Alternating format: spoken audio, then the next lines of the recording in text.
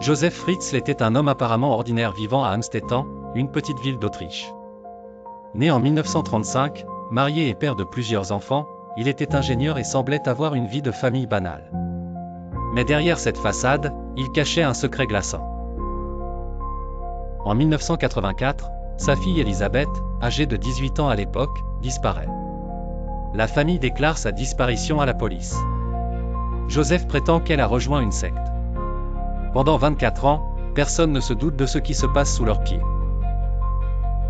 La vérité est bien plus sombre. Joseph Fritzl avait enfermé sa fille dans une cave secrète, qu'il avait construite sous sa maison pendant plusieurs années.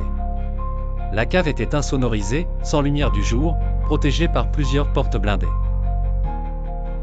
Durant 24 ans, de 1984 à 2008, Joseph Fritzl a abusé de sa fille des milliers de fois. Elle a donné naissance à 7 enfants dans cette cave sinistre. 3 enfants sont restés enfermés avec elle dans la cave.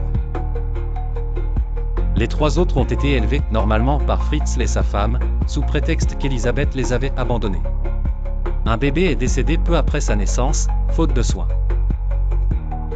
En 2008, une des filles nées dans la cave, Kerstin, tombe gravement malade.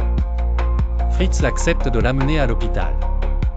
Les médecins, surpris par son état de santé et le comportement de l'enfant, préviennent la police. Peu après, Elisabeth est libérée, et l'affaire explose dans les médias du monde entier. En 2009, Joseph Fritzl est jugé pour les crimes d'enlèvement, inceste, séquestration, viol et meurtre par négligence pour la mort tragique du bébé. Il est condamné à la prison à perpétuité, dans un hôpital psychiatrique. Depuis, la cave a été murée par les autorités pour empêcher toute fascination macabre. La maison a été vidée et laissée à l'abandon. Elisabeth vit sous une nouvelle identité, loin de l'Autriche, avec ses enfants. Elle essaie de reconstruire sa vie. Très discrète, elle reçoit un soutien psychologique et financier significatif de l'État autrichien pour surmonter les horreurs qu'elle a vécues.